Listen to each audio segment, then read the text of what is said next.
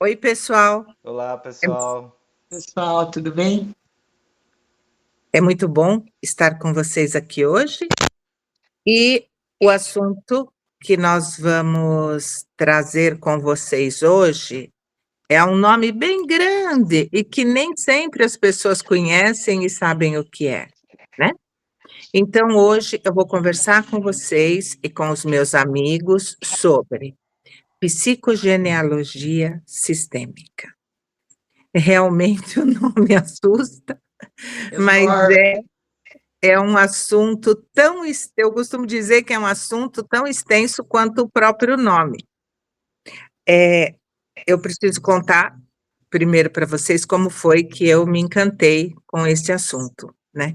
Há muitos anos mesmo, eu já era consteladora e eu fui convidada pela minha mestra para nós irmos para Belo Horizonte conhecer, fazer um curso lá. E o nome do curso era O Romance Familiar. Eu me encantei com o nome do curso, sem nem saber exatamente do que era. Aí ficamos mais de uma semana numa imersão lá. Foi onde eu tive o primeiro contato com a psicogenealogia sistêmica. E foi algo que mudou a minha vida. E foi através desse estudo que eu pude compreender muita coisa e que facilitou o meu entendimento e o meu trabalho como consteladora. Essa matéria, ela passou a fazer parte do currículo de formação para formar consteladores. E é muito importante, gente, porque você consegue entender a raiz da situação. E a psicogenealogia é um caminho mais fácil que te leva à fonte da dor. Eu fiz toda a formação, foi sensacional, adoro. Inclusive, agora, no final do mês de março, nós temos um simpósio internacional em Florianópolis. Estarei lá com muito prazer, para, né, a gente melhorar cada dia mais. E aí, o que é psicogenealogia? O que é isso, afinal, né? A psicogenealogia, ela é uma abordagem que ela une a psicologia e a genealogia, a sua genealogia. Então, ela, na verdade, é a história dos seus antepassados e como é que ela pode influenciar a sua vida. Então, aquela história do primeiro curso, né, do romance familiar, a palavra romance, ela vem do quando os romanos saíam em suas conquistas pelo mundo, eles, à noite, eles faziam aquela fogueira, né, para se alimentar e tudo, e nesses momentos, entre eles, eles trocavam as histórias das suas famílias, as saudades que eles sentiam, tudo aquilo. E nessa história só entra o que é bom, vocês concordam? Porque quando a gente conta uma história de família, de romance, o que que a gente conta? A gente conta o lado bom, né? A gente conta tudo aquilo que nos emocionou e que fez bem para nós. Mas a vida não é feita só de lado bom e nem só de coisas boas. Então, o romance é muito mais do que aquilo que a gente acredita ser. E eu achei muito interessante, e foi nesse curso que eu fiz descobertas, assim, sensacionais a respeito da minha família. Porque você faz uma investigação do seu histórico familiar. Em que sentido? Você coleta nomes, lugares, tudo a respeito de quem veio antes. Mas não são só dados físicos. Por exemplo, vou dar um exemplo para ficar mais fácil. Eu sei o nome da minha avó, Vou pegar minha avó paterna. Sei a minha avó, sei de onde ela veio, sabe? Eu sei toda essa história da vida dela. Ou seja, eu achava que sabia, né? E do meu avô também. Mas como foi a história deles de verdade? O que é que aconteceu com eles de verdade? O que a gente esquece é assim, né? A minha mãe, meu pai, meus avós, eles foram crianças que tiveram suas dores. Eles foram jovens que um dia se apaixonaram, tiveram suas dificuldades. E isso tudo a gente não conta, a gente esquece. Então, esse trabalho resgata as dores do seu sistema familiar. Aí é assim, nossa, mas eu lá quero saber de dor do meu sistema familiar, porque dor nós temos as nossas, não é? E até onde essas nossas dores são nossas? Essa é a questão. Até onde as dores emocionais que eu carrego são minhas? Elas não estão vinculadas a quem veio antes. É aí que a gente faz um link sensacional com a constelação, né? Uma fidelidade sistêmica. Até onde o que eu sinto não é uma fidelidade de um amor cego pelos que vieram antes. E até onde eu preciso carregar isso? Eu posso me libertar disso e ser feliz. Porque essas dores ficaram lá no passado. Elas não precisam estar presentes. E os nossos antepassados não querem esse tipo de dor. Eles não querem esse tipo de fidelidade. Eles querem que nós sejamos felizes. Eu sou a melhor versão dos meus antepassados nesse momento.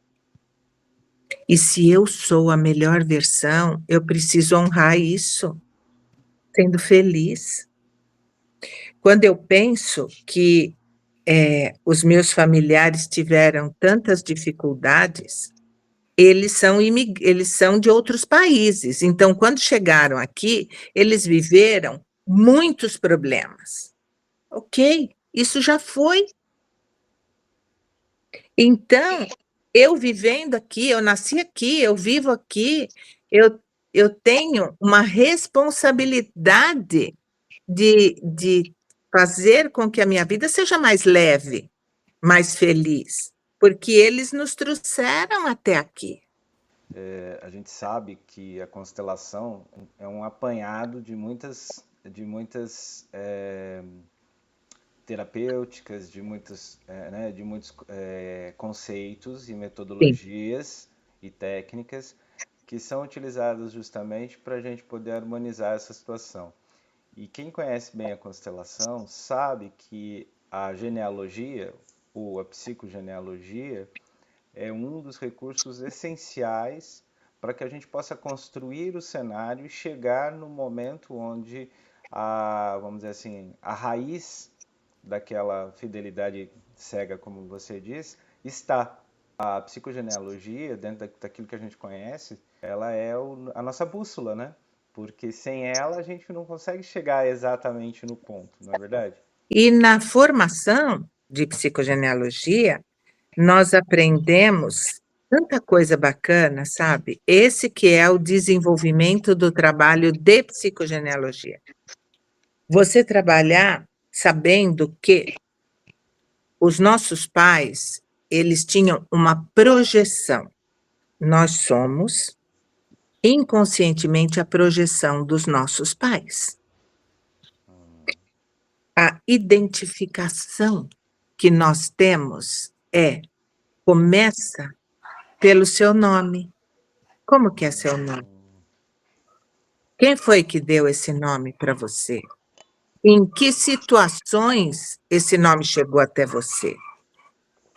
E aí tem uma série de coisas que são muito interessantes, né? Até essa parte a gente trabalha no genograma metafórico no curso de formação, e eu faço também esse atendimento com os genogramas e com o metafórico é sensacional, porque é você que faz e você leva uma situação pronta só para a gente observar e ver os pontos. É muito legal.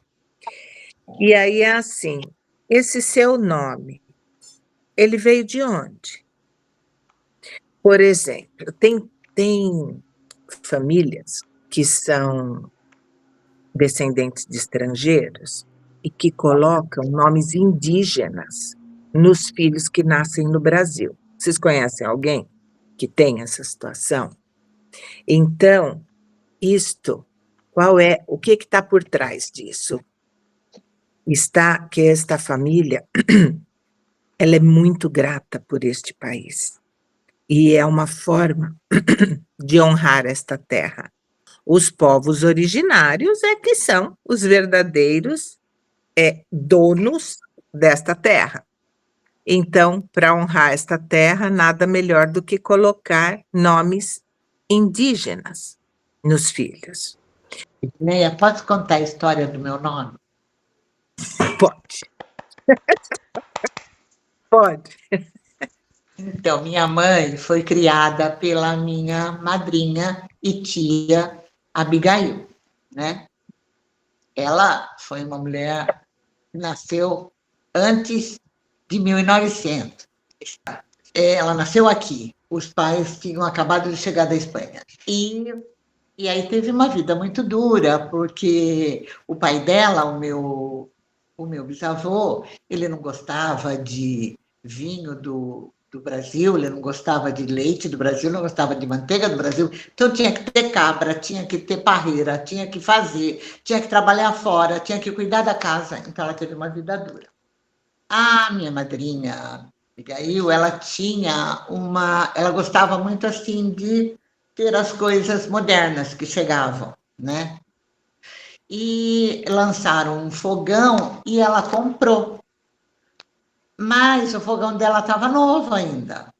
Daí minha mãe falou, vende para mim? Ela devia ter falado, dá para mim, né? Mas ela falou, vende para mim? A madrinha falou, lógico, Terezinha, pode vir buscar o fogão. E aí a minha mãe casou e nasceu a primeira filha, né? Aí tá lá o fogão, desde o começo da minha gravidez, porque a minha mãe casou-se com um viúvo que já tinha uma casa montada e o fogão estava velho. Aí passaram-se os meses, minha mãe não pagou o fogão,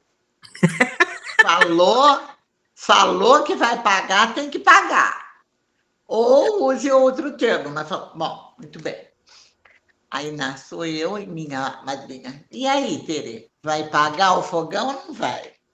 Meu pai queria que eu me chamasse Maria Cecília. Aí a minha mãe falou, não, de jeito nenhum. Nós vamos colocar o nome da madrinha Abigail, porque assim eu não preciso mais pagar o fogão.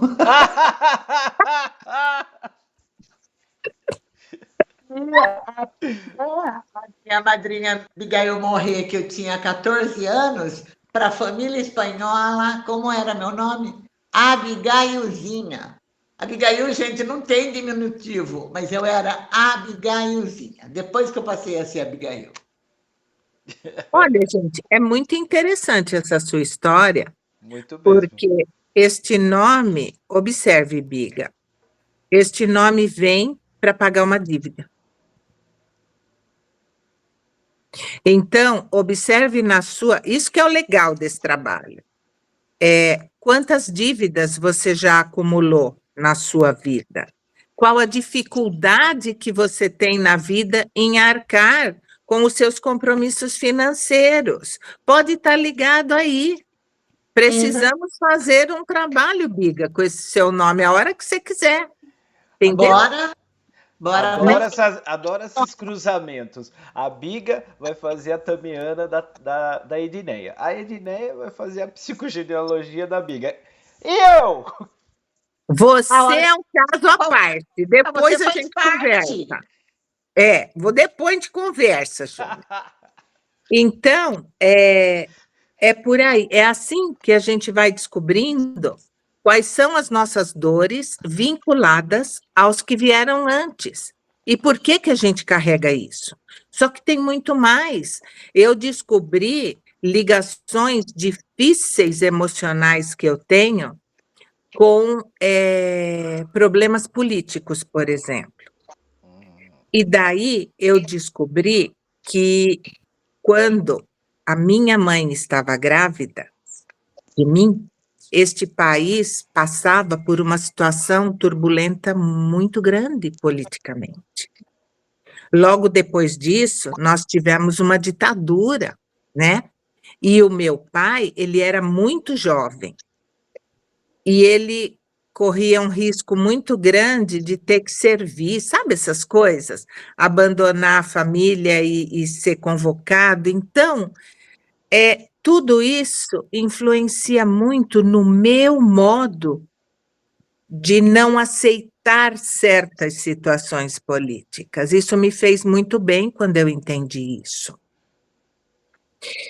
Então,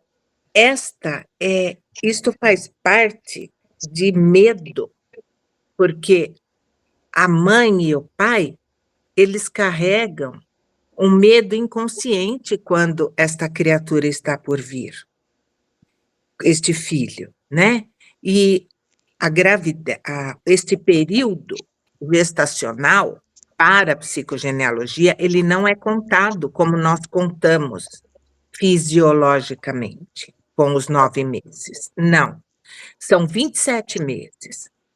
É tudo aquilo que aconteceu 9 meses antes da sua mãe engravidar, tem o ponto o que nós chamamos do ponto inicial, que é quando ela engravida, tem tudo aquilo que acontece nos 9 meses de gestação e o que acontece nos 9 meses subsequentes. Eu fico pensando, isso é muito fácil de você constatar quando você abre o seu genograma. E aí eu fico pensando nos filhos do Covid, nos filhos das guerras. Nós estamos aí, essa guerra que não acaba nunca aí, essa guerra da Ucrânia. Nasceram crianças nesse período. O que essas crianças vão carregar? Que tipo de medo elas vão carregar? Que tipo de situações difíceis? Aí você vai falar, nossa, mas ela nem nasceu. Ela não nasceu, mas o pai e a mãe dela passaram por todas essas dores. Quantas perdas essas pessoas terão quando adultas, entende? Por conta de perdas que não foram elas que tiveram, porque, na verdade, elas ganharam a vida. Mas a vida delas chegou num momento que havia uma perda total. O medo de morte, por exemplo. Pouquíssimas pessoas não têm medo da morte, mas as crianças que nasceram neste período do Covid podem, não estou falando que elas vão, mas elas podem sim ter muito mais medo do que os outros no futuro, porque a gente tinha medo até de sair na rua, gente, fala sério, né? E aí a mãe engravida e vai para um hospital onde ela corre risco, a criança corre risco, porque é uma doença que não se conhece, que não se sabia de nada. Então, é muito bom. Não é um ambiente seguro, né? Não, não é. Exatamente. Não é um ambiente seguro. Essa é a colocação correta. Não é. E ligado a isso, vamos voltar a falar dos nomes, já que a Abigail trouxe o nome dela, né? Os nomes, eles são importantíssimos na nossa vida e no modo de sermos. Então, tem casos na constelação. Vamos dar o exemplo da constelação. Estamos trabalhando lá com uma moça que os relacionamentos dela não dão certo, que ela fica muito triste, a coisa vai bem, vai bem, vai bem, de repente acaba tudo, e é uma vez, 2, 3, 4, e você fala assim, viu? Isso na sua família é natural, isso? Não é isso que a gente busca? Aconteceu isso com a sua mãe? Aconteceu isso com a sua avó? Não. A minha mãe, o meu pai é o primeiro namorado dela. Não, a minha avó morava na roça, só conheceu o meu avô. E aí você fala assim, viu? Como que é seu nome mesmo? Ah, meu nome é fulana de tal. Tá, quem tem esse nome no seu sistema? Ninguém. Aí eu sempre pergunto, fale para sua mãe, para o seu pai, quem foi que escolheu o seu nome e por que que você recebeu esse nome. E aí, gente, sabe o que a gente descobre? Que era o nome da namorada do pai antes de casar com a mãe. Uau! E ele se apaixonou por esta mãe dela e a outra ficou o quê? Ficou sofrendo. Energeticamente é muito pesado. Esta criança, ela recebendo esse nome, é ainda mais forte a vinculação dela com esta mulher que ficou sofrendo. Isso é muito sério, e com as mulheres também, que lá, né, um namorado anterior que ficou sofrendo, aí entra o que nós trabalhamos nas constelações como vínculos. São os vínculos que foram criados e não foram devidamente ressignificados. É por isso que eu falo que o trabalho da psicogenealogia, ele anda paralelamente a tudo que a gente faz na constelação. E enquanto eu vou falando isso nas aulas, e vou passando isso para os alunos, eu quero que eles tenham, sabe, uma outra visão do que acontece no campo quando eles estão trabalhando.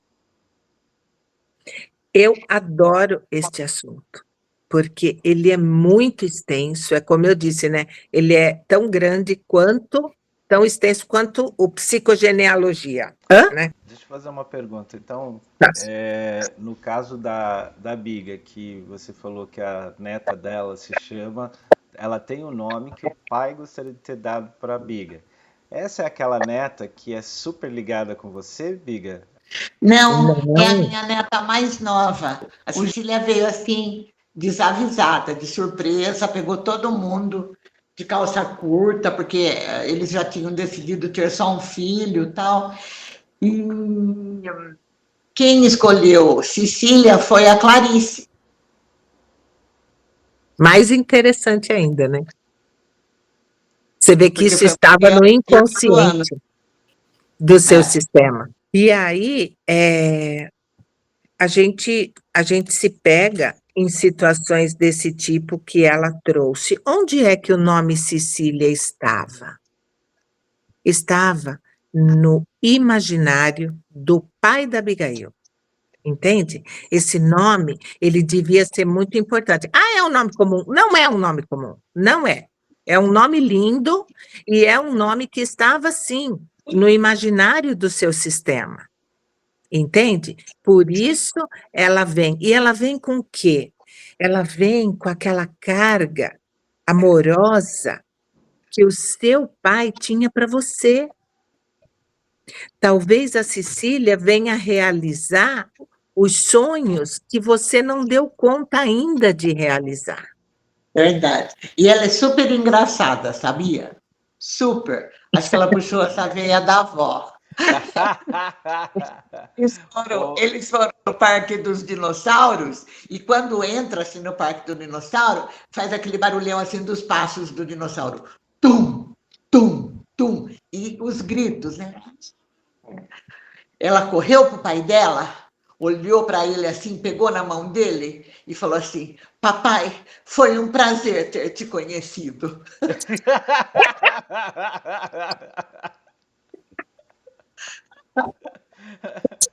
Chegou Sabe meu filho! aquela piada super inteligente que fica todo mundo assim, dá um hiato para todo mundo entender para depois dar risada? Ah, ela é demais a conta, Nossa, gente. amiga, que legal. Agora, eu fico pensando, né? Olha eu já querendo criar intriga aqui, né? Por que será que seu pai gostava desse nome? Quem será que foi a Cecília que despertou Júnior, esse nome? a gente conta que meu pai era danado, Júnior. O bicho mulherengo, meu Deus do céu. Morreu pensando e falando em mulher, sabe? Uhum. Uhum. Então, E essa. por que será, Abigail, que algumas pessoas chamam Ângelo Júnior, mas é conhecido só como Júnior? E agora? Pronto, sobrou. Saí da berlinda. Agora foi você. Pois é, foi lá pro confessionário. Então, todos nós sabemos o que significa Júnior, e ele poderia, desde que eu conheço o Júnior há muitos anos, melhor a gente deixar esse assunto para outro episódio, eu falava para ele, como que é seu nome? Ele falava, Júnior. Aí um dia eu falei, não é o nome do seu pai que eu quero saber como é que é seu nome. Ele falou assim, é Ângelo. Eu falei, nossa, Ângelo é tão lindo, né? Eu tenho um tio-avô que era Ângelo, e Ângelo é relativo aos anjos, é algo tão lindo. Por que você fala que você é o Júnior? Ele falou, não sei, é assim, não sei o que lá. E o tempo passou, e durante todos esses episódios, a gente pode ter uma noção, né? O Júnior é a presença do seu Ângelo na casa da dona Nadir. Então, não é? Então, é o Júnior. É aquele ser que não estava presente, né? Durante a sua vida, mas que esteve presente ali o tempo todo. Que Não legal. estava presente Fisicamente. em carne, mas estava presente no nome e isso tem uma potência, uma energia enorme, né? E ele mesmo já disse que ele é muito parecido com o pai dele, não é, Júnior? É. Bem mais com o meu avô, mas sou parecido com meu pai, muito. Minha mãe tirava mó sarro, né? Porque quando eu queria incomodar ela, eu imitava meu pai rindo, né? Aí ela, sai daqui, vai embora, que não sei o quê. Você vê como a energia é poderosa, né? De alguma forma, a pessoa está presente. Seu nome, Ângelo, teu nome no meio e o Júnior. É Ângelo, o sobrenome Júnior. Aliás, a minha mãe falou que na minha gravidez eles É pensaram... Ângelo Júnior, só isso, o seu nome? Não, tem um sobrenome no Não, meio. Ah, Ângelo, tá. Ângelo Desculpa. Vizentim Júnior. Mas a minha mãe fala que quando ela engravidou de mim, ela e meu pai pensaram em inúmeros nomes, inúmeros. E ela tinha predileção por vários nomes, vários. Meu pai idem. E aí diz que quando eu nasci e como eu fui cesariana, né? Então eu fui pro colo dela depois, né? Daí quando ela pegou eu no colo assim, tava com meu pai, daí disse que ela olhou assim, daí o meu pai, né, perguntou, e aí, qual nome nós vamos dar pra ele, né? Daí ela falou, Júnior. E aí eu virei Júnior. E como na minha família, durante a convivência, né, o meu pai é Ângelo, eu sou Júnior. A Abigail não era Abigailzinha, eu era o Júnior. Mas eu não me incomodo com o Júnior, né? Eu lembro que na formação, o pessoal batia muito em mim em cima disso, né? Que não, que você tem que usar o primeiro nome, que Júnior não é forte, não sei o quê, papapá. Você tem que usar o primeiro nome, porque Júnior você vai ficar na sombra do seu pai, que não sei mais o quê. Pararei, parará. Tá bom, então eu peguei e coloquei o Ângelo depois. Então por isso que eu falo Júnior, Ângelo. Entendi. Uhum. Mas precisou de um resgate. Olha, Resgatar vocês esse vão Ângelo. achar engraçado e meu pai vai ficar bravo agora se ele ouvir isso, se ele tiver assistido o programa. Mas quando você fala Ângelo, entendeu? Tudo bem que eu já tô perto disso agora, né? Mas quando eu era mais novo, Ângelo parece aquele tiozinho da padaria, entendeu? Seu Ângelo lá da padaria. Então eu me sentia muito velho com esse nome. Mas eu também me sentia velha com 14 anos chamando Abigail. Todo mundo chamava Fernanda, Renata, Adriana, Juliana e eu Abigail. Eu era o ET. Aí o menino chegava para mim e falava assim, né? Paquerava 1 mês, 2 meses, né? Aí a hora de falar, ai meu Deus, o coração, a barriga gelando, né? Aí o menino falava assim, como é seu nome? Ele fala, oi? Como? Abigail! Porque, mas daí na adolescência, todo mundo começou a me chamar de Biga, porque a Abigail era muito grande, era muito, né, pesado, sei lá. Mas as minhas amigas começaram a me chamar de Biga. Daí Biga fluía. Como é seu nome? Biga. Então isso era fácil. Aí tem muitas famílias, gente, que isso é fácil da gente reconhecer, que coloca nomes nos filhos de políticos, de jogadores de futebol, de... Sabe? O que é que essas pessoas estão querendo com isso? Né? Elas acham que vão atrair a prosperidade e o talento para essa criança? Eu acho que, na verdade, esta pessoa, ela se encanta por este personagem, tá certo? Que É um esta monte pessoa... de John Lennon, né? Nossa, como tem John Lennon.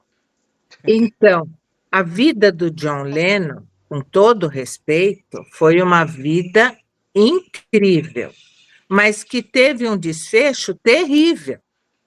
E no percurso desta vida dele, no decorrer desta vida, ele sofreu muito também. Ele sofreu muito, ele ficou sem pai, nossa, depois usou muita droga, depois, né? Não As foi pessoas, fácil. é aí que tá, as pessoas só veem o lado bom da coisa, mas e o que vem junto com isso? Porque o pacote é inteiro, não é um pacotinho que vê só um lado. Só que aí também, gente, vamos pegar o exemplo aí do John Lennon, que é mais fácil. É tudo ressonância. A gente aprendeu isso já, né? Então, esse nome também não é aleatório.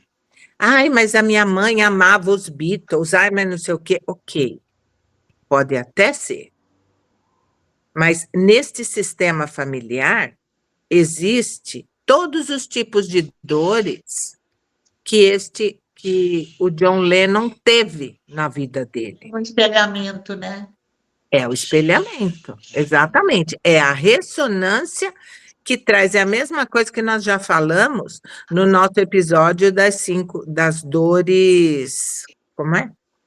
Das feridas emocionais. Então, as mesmas feridas que estavam acompanhando o sistema do John, olha que chique, do John, certamente acompanham também o sistema deste ser que recebeu esse nome. Mesmo quando a brasileira é o nome? Porque eu conheço um cara que chama Joleno. Mesma coisa, a intenção. A intenção e a energia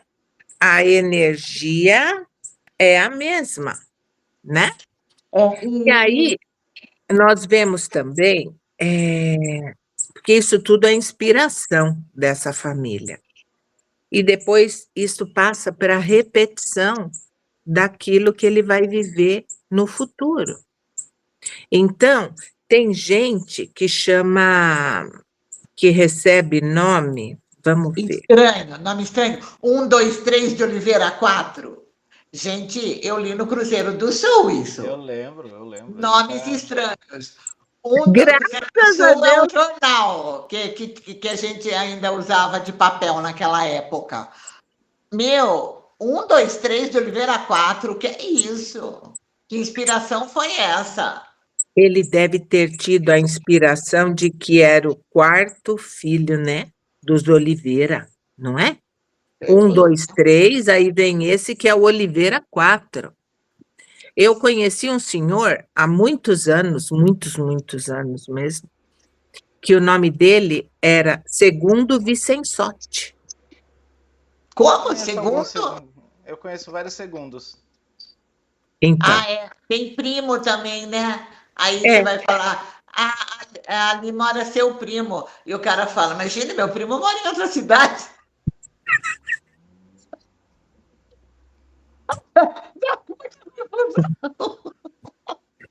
então, o que mais traz dificuldade para esta situação dos nomes é quando uma criança que nasce, ela recebe o mesmo nome de um irmão anterior que morreu. Isso aqui. Isso eu queria era exatamente isso que eu ia te perguntar. Isso carrega, né? Eu tenho uma situação de um amigo que a primeira filha deles, infelizmente, faleceu, abortou, né? Mas eles, evidentemente, tiveram que enterrá-la com o nome, né? Registrá-la. E aí ele registrou com um determinado nome, daí ele teve um filho, e agora ele teve uma filha. E até na época eu falei para ele, olha, essa sua primeira filha, ela será sua primeira filha eternamente, então você tenha ela sempre no lugar e tal. Aí eu fiquei um pouco afastado dele nesse meio tempo que ele teve a segunda filha. Daí esses dias ele passou em casa e ele me contou que ele pôs o nome dessa terceira filha o mesmo da primeira. Eu falei, cara do céu, você não tem ideia do emaranhamento que você fez. Lembra que eu te falei que a primeira filha, ela tá presente, ela tem o lugar dela, ela pertence. Como é que você dá o nome para a terceira igual da primeira? Fala sobre isso. Isso é muito importante. Vou até mandar depois o nosso episódio para ele assistir. Então, o que a gente entende de imediato? Essa criança que veio antes, ela não pôde ficar, normalmente por um problema de saúde. Você concorda?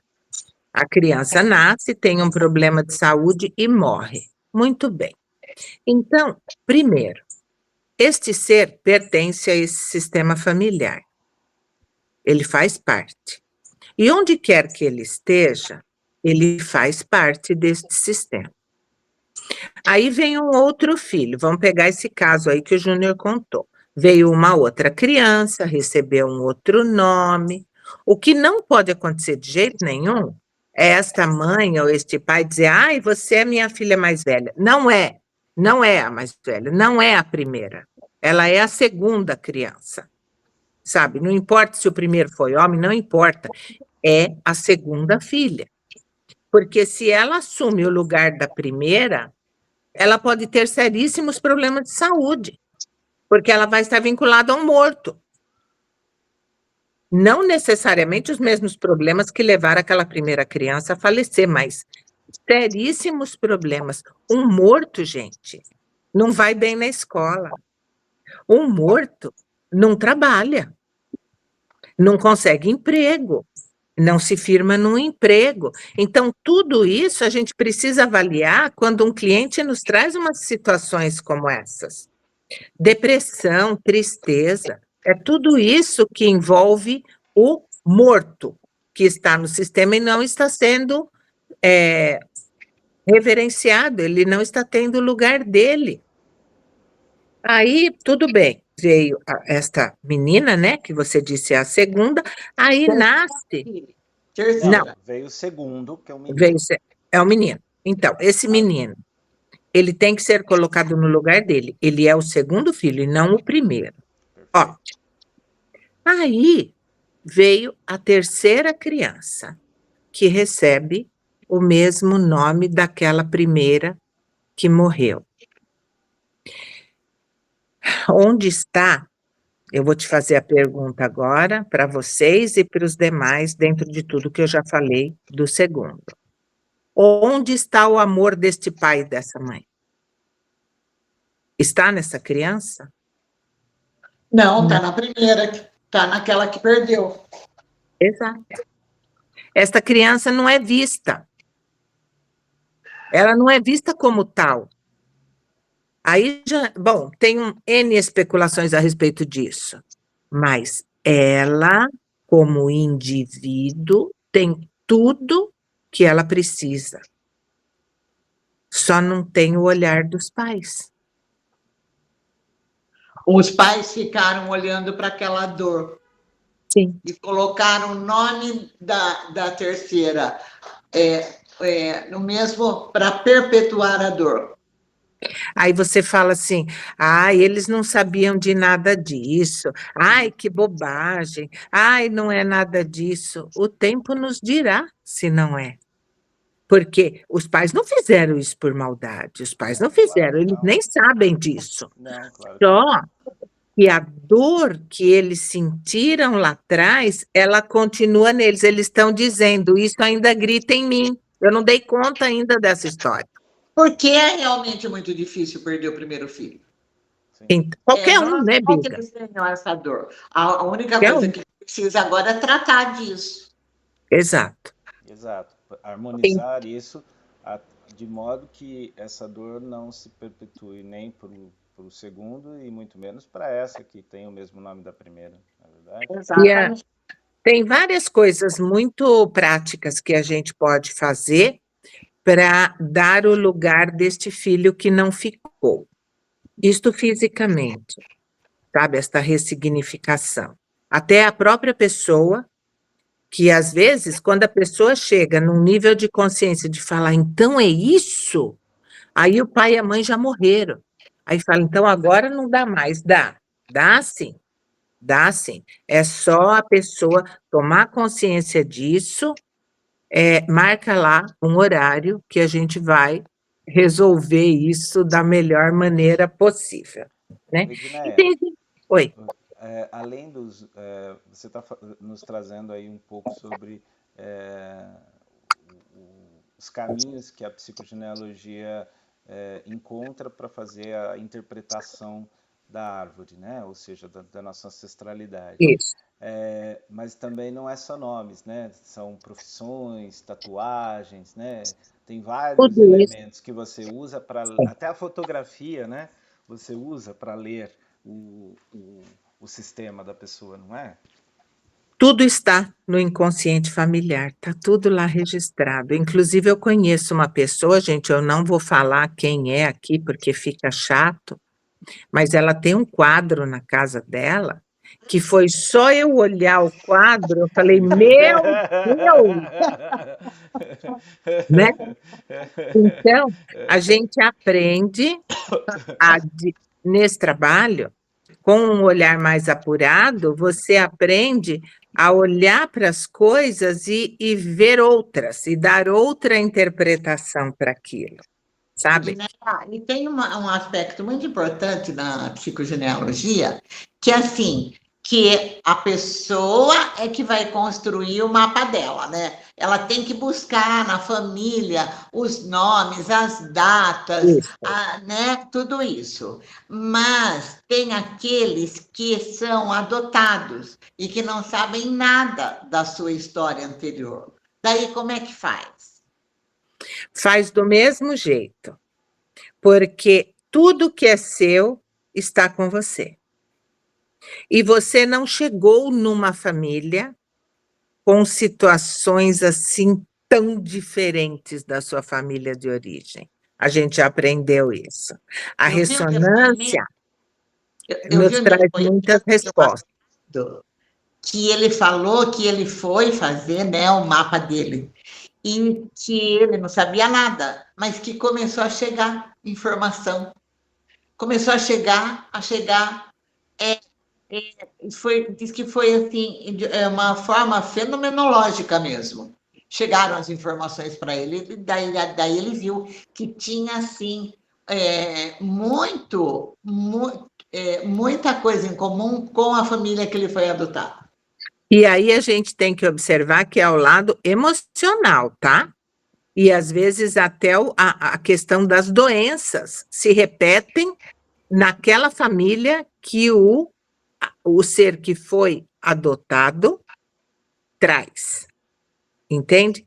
E aí é assim, nós precisamos olhar para o lado emocional da coisa. Quem aqui, eu vou falar de novo nesse filme, que eu já falei num outro episódio, que o filme é maravilhoso, que chama Lion, que é a história daquele menino. Então, se você observar aquele filme com este olhar apurado, você vai ver que as dores emocionais que aquelas duas famílias tinham eram as mesmas. Tanto a do menino, a biológica do menino, como a adotiva do menino. E que os caminhos que esse menino encontrou na vida para se encontrar foram. Quando ele era pequeno, aconteceu, tá? Chegou aqui, ele, para se descobrir, ele desdobrou da mesma maneira. E é sensacional. Então, quando falamos de dores, nós temos que observar as dores emocionais. E isso é muito importante. É isso que a psicogenealogia foca. As dores emocionais deste sistema e que estão te influenciando. Porque nós somos seres divinos e nós viemos no mundo para ser felizes. Por que que eu carrego tanta dor emocional que eu não sei nem do que é? Então, por que que você carrega? Porque é uma forma que o sistema encontra de repetir aquela situação para que ela seja vista e seja ressignificada. Essa é a importância deste trabalho. Aí tem uma outra coisa, né? A criança recebe apelidos. Já viu, criança? A Biga é um, né? A Biga, na verdade, ela é o meio do nome, né? Abigail é Biga. Mas tem crianças que recebem apelidos que diminuem muito a situação. Se tem uma coisa que antigamente já se dizia e que hoje é muito forte, ninguém tem que pôr apelido diminutivo nas crianças. Então, a criatura é, sei lá, Bruno. Ele não é Bruninho. Ele é Bruno. Ele é inteiro. Ele não é criança. Ele foi criança um dia. Já não é mais. Aí tem pessoas que falam assim, ai, olha, esse daí é o fulano. O chama pelo apelido do pai. Aí você fala, mas por quê? Ai, olha, é chorão, igual o pai dele era quando ele era pequeno. Ai, olha, tá vendo? Anda, tropeça, não fica em pé direito, derruba tudo que pega na mão. Gente, esta criança está repetindo esses padrões que causaram muita dor nesse pai quando ele era pequeno, porque ele já era taxado. Entende?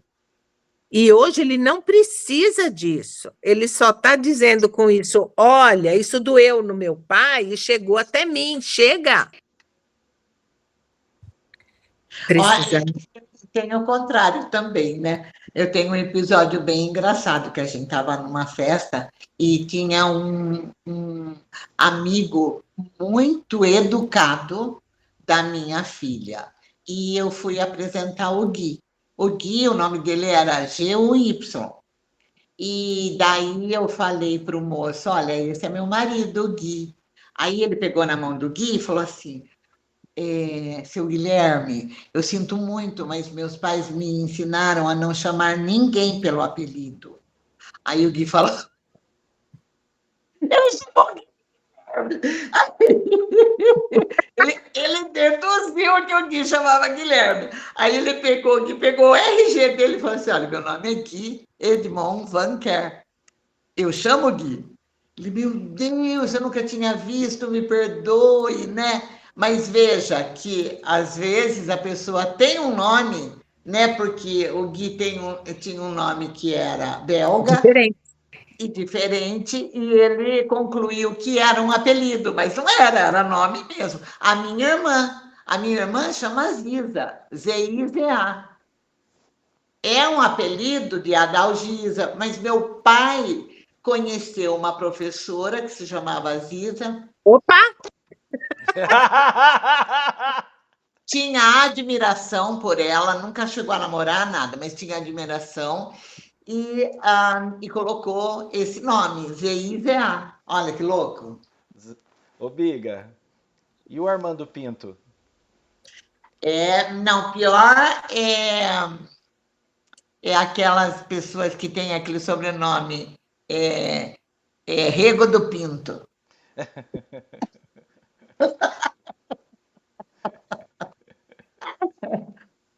Então, normalmente não é um sobrenome brasileiro, né? Normalmente são portugueses que carregam esses nomes que aqui tem outra conotação, não é? É verdade, é verdade. Então, nesse trabalho, quando nós fazemos todo um levantamento de identificação da pessoa dentro da sua árvore, a identificação, a projeção que aconteceu, aí nós passamos para a segunda etapa, que é a etapa da repetição. O que é que está repetindo onde? Existe uma cláusula nesta situação que o seu sistema de origem, isso é legal para vocês todos observarem, tinha lá o nome do seu avô, o nome dos irmãos do seu avô, a sua avó, o nome das irmãs da sua avó. E o que acontece? Hoje, você pode ver que tem alguém que entrou para o seu sistema familiar como marido, como esposa de um dos irmãos, e que tem o mesmo nome ou o mesmo apelido. Então, ele vem reforçar a ausência daquele ser no sistema. Vou dar um exemplo. Quando meu avô paterno veio da Itália, ele veio com mais 2 irmãos. Era o tio João, o tio Tony e o meu avô. Muito bem. Tio Tony é ótimo, né? É porque é Antônio. Não. Muitos anos eu descobri que o nome dele era Domingos.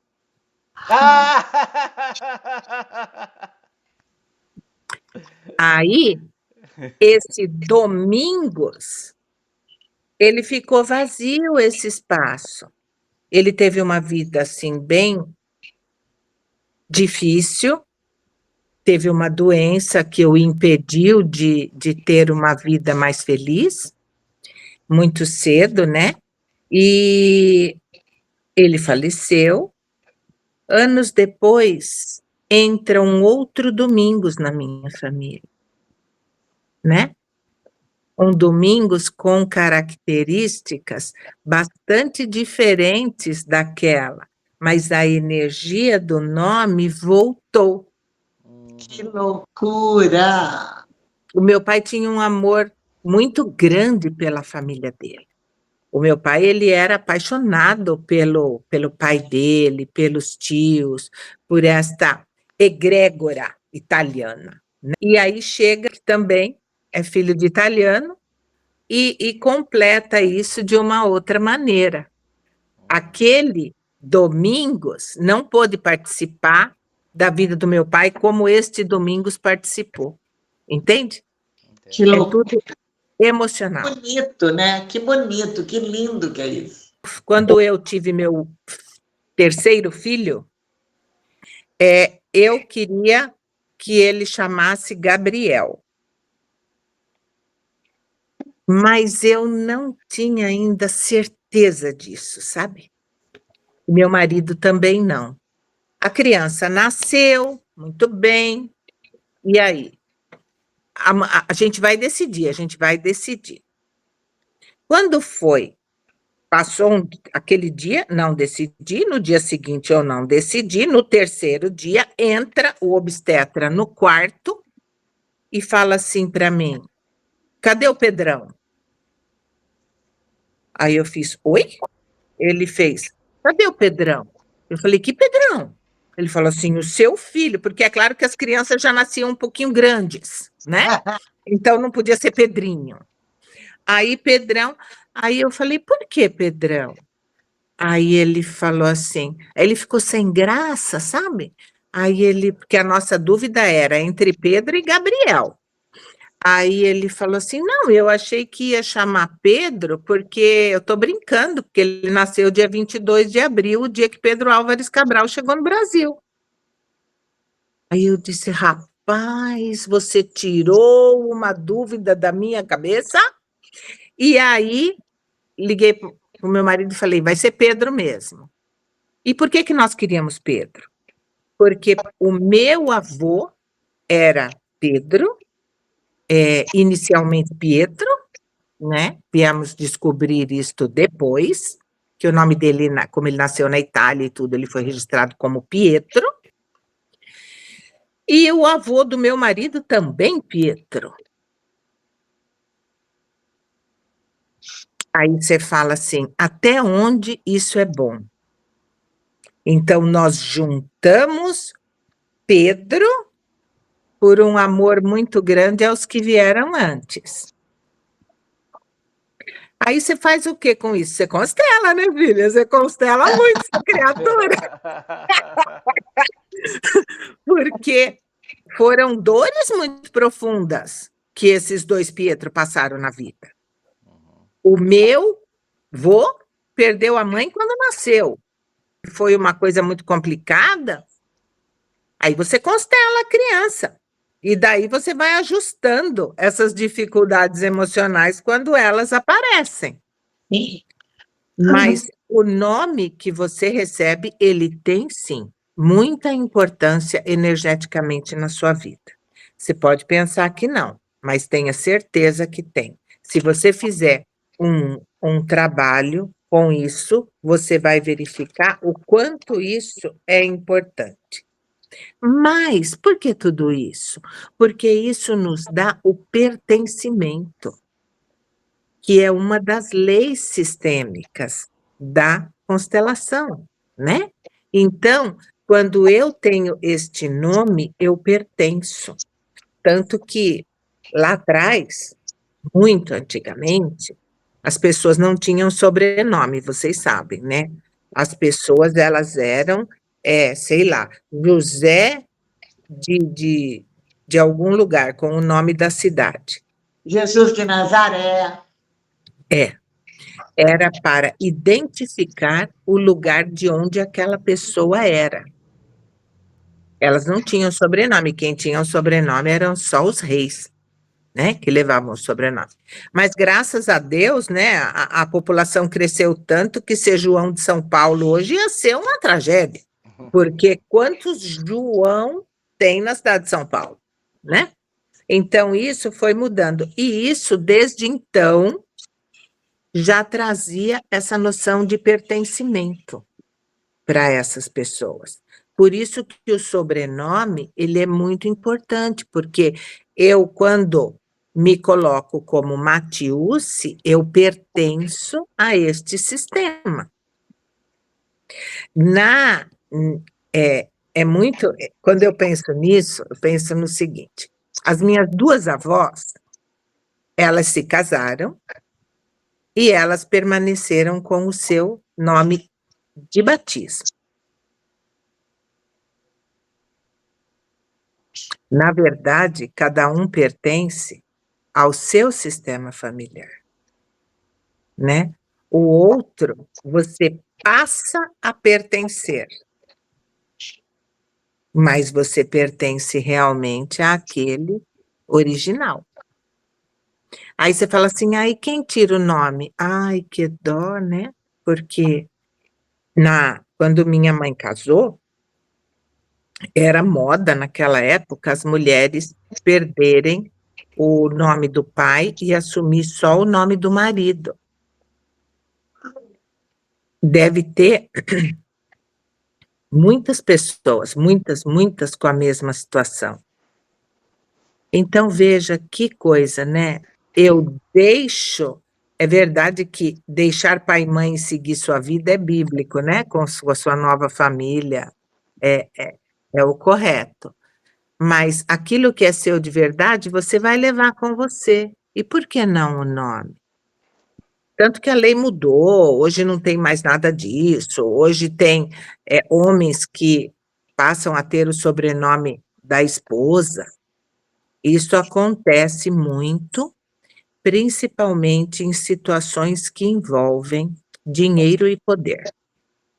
Então, este homem casa com esta mulher, que a família dela é muito poderosa, tem muito dinheiro, tem muita influência, então ele para se sentir pertencendo a isso, por não ter o mesmo nível social, ele passa a ter o nome da esposa.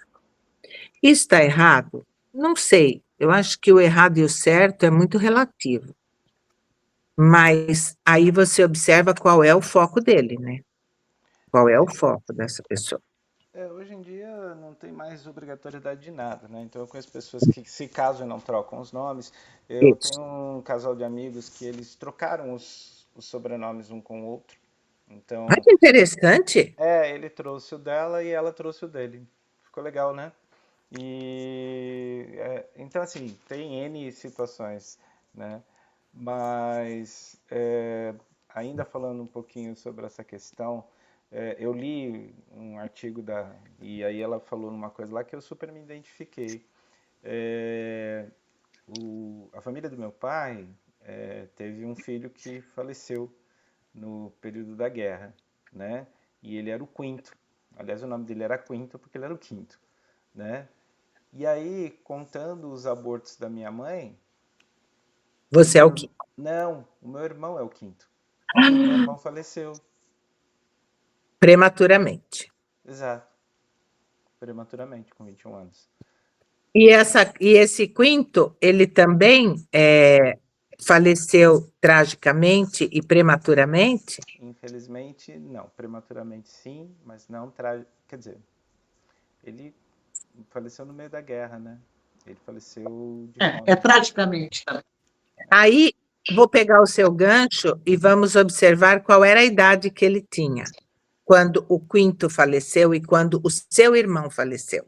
Meu irmão Isso faz... faleceu, meu irmão faleceu com 21, o quinto acho que faleceu criança. Então, mas as datas e a idade faz muita diferença também nesse trabalho, sabia? Aí eu tenho que fazer o mapa da psicogenealogia, né, para entender isso. Quando eu fiz o meu trabalho de conclusão de curso, eu pude observar que a minha cliente, ela perdeu a mãe muito cedo mesmo. E ela faleceu com uma doença. A mãe dessa minha cliente, ela teve câncer de mama. E foi um período muito doloroso, porque não é a hora que faleceu que é doloroso. Essa situação, ela é dolorosa desde o princípio, quando se descobre isso, tá certo? Então, a mama, ela está ligada ao fato da procriação, não é? De ser mãe, de alimentar, de trazer esse lado materno. E a minha cliente era muito novinha quando isso aconteceu, e tudo passou. Infelizmente, a mãe dela faleceu muito cedo, e tudo foi acontecendo na vida dela, e com a mesma idade que a mãe desenvolveu o câncer de mama, ela desenvolveu endometriose seríssima e não pôde ter filhos. Aí você fala, isso não tem sim, isso não tem nada a ver. Tem sim, tem muito a ver. Porque a dor vivida lá atrás ficou, é como se ela tivesse ficado cristalizada nesse sistema. E daí ela vem e desenvolve um problema também vinculado à maternidade com a mesma idade. E a hora que nós descobrimos isso, ela falou, meu Deus, eu nunca tinha feito esse link. E, infelizmente, essa minha cliente também faleceu prematuramente. Não por conta da doença em si, desta doença, mas é muito triste, sabe? São essas dores, gente, que a gente tem que ressignificar no sistema. Ah, então quer dizer que se eu ressignificar, a pessoa não vai morrer cedo? Não. Quer dizer que essa dor vai deixar de existir. Porque não é a morte em si, é a dor em si que precisa ser ressignificada e vista. Queria colocar uma coisa. Eu vi, hoje, assim, talvez até porque a gente fosse fazer esse assunto hoje, um médico cardiologista as pessoas têm a mania de tatuar um movimento. Eu vi. Você viu que sensacional? Ele foi, conforme o desenho, Júnior, que a pessoa tatua, é um problema cardíaco. Então, a pessoa pega na internet um desenhinho lá do eletrocardiograma, ou do desenhinho dos batimentos do coração. Como? Ai, achei bonitinho esse. E manda, imprime e manda tatuar. Aí ele fala assim, aí você está desfibrилizando, você, pelo amor de Deus, vai fazer. Tem um outro que é assim, é um desenhinho, daí uma linha reta, outro desenhinho, ele fala assim, aqui você morreu, daí você viveu, e daí você morreu de novo. Olha. Então, ele falou assim, gente, pelo amor de Deus, cuidado com os desenhos que vocês aplicam na tatuagem. Mas para isso você observa tatuagens.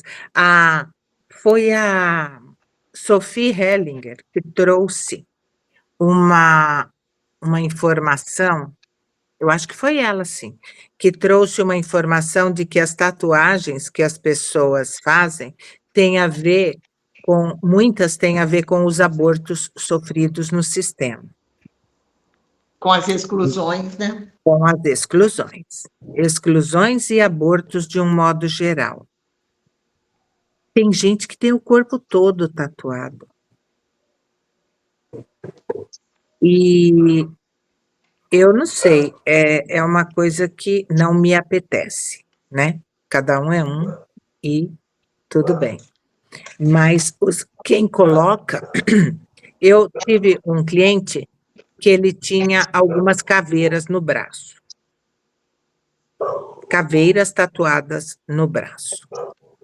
E ele estava sentado na minha frente e o que eu via era aqui, né, as tatuagens. E ele trouxe uma questão para trabalhar e eu falei, num determinado momento eu falei, me fala um pouquinho das depressões na sua vida e na sua família. Aí ele olhou para mim, um rapaz bonito, sorridente, sabe? Aí ele falou, como é que você sabe que tem depressão na minha família? Aí eu falei, eu tô vendo. Aí ele começou a contar, inclusive pessoas que se suicidaram no sistema dele por conta de depressão. Era a quantidade das caveiras que ele tinha no braço, gente. Sempre lembrando que isso é um movimento inconsciente, né? Sim, totalmente inconsciente. Ninguém vai querer registrar uma coisa dessa. Exato. Uma dor dessa. A pessoa faz porque naquele momento ela está em ressonância com aquela dor. E ele disse lá na constelação dele, que quando ele fez aquelas tatuagens, realmente ele estava num período muito depressivo. Então, é isso. A psicogenealogia, ela nos abre portas para o entendimento de muitas situações que vivemos e que não temos como entender. Porque quando nós somos, sim, o resultado dos nossos pais, dos nossos antepassados. Ok. Mas tem coisas que a gente não sabe, que a gente não se dá conta. Então, quando você faz uma constelação, através da técnica, eu estou falando isso para quem está nos ouvindo, porque é claro que vocês, como profissionais, sabem muito bem disso. Através da técnica que nós aprendemos, nós conseguimos chegar nestas situações, tá certo? Mas tem muita gente que acha que não. Mas como é que você sabe disso? Não, onde você viu isso? Não sei o quê. Então, muitas vezes, a psicogenealogia entra como uma ferramenta para você falar, tá certo. Você termina a constelação e fala assim, então vamos trabalhar com a psicogenealogia no seu sistema, vamos ver. Aí a pessoa começa a procurar e ela ela volta e fala: meu Deus do céu, tudo aquilo era verdade mesmo. E porque é uma leitura do campo, é uma leitura das dores que estão ali armazenadas. E que, de novo, não precisam continuar com você. Não precisam. Então, gente, olha, eu espero ter trazido um pouquinho do que é a psicogenealogia, que, na verdade, ela é a principal ferramenta de trabalho na constituição da sua árvore genealógica. Quem tiver interesse de fazer a sua árvore, existe um site que é o maior banco de genealogia do mundo. É muito interessante quando você coloca lá os dados dos seus familiares, com local de nascimento, data, tudo direitinho através dos registros, inclusive de morte, você vai encontrar muitos antepassados seus. E aí, o que eu faço com essa informação? Você vai fazer uma busca no que houve com essas pessoas, o que aconteceu com elas, quantos esquecidos, quantos excluídos. E isso faz muita diferença na hora do seu trabalho com você mesmo, do seu autoconhecimento. Porque tem muita coisa que não é nossa e a gente não precisa continuar carregando. Tá bom? Então, vamos lá. Para encerrar, Biga, vamos verificar este nome, tá certo? Tá certo, tudo combinado. Então, Júnior, muito obrigada por esta oportunidade de estar aqui e poder trazer um pouquinho mais sobre este trabalho, que é mais uma ferramenta do autoconhecimento. É isso aí. E não é isso aí. percam os próximos programas, a gente vai sempre trazer alguma coisa a mais, mas que converge, né, para o pensamento sistêmico. Não é isso? É isso. Beijo. Até mais, Tchau, gente. gente. Até mais. Tchau. E aí, tá gostando do nosso canal? Curtiu o episódio? Então não vai se esquecer de se inscrever, curtir, comentar e compartilhar. E para que você saiba de novos episódios, ativa o sininho.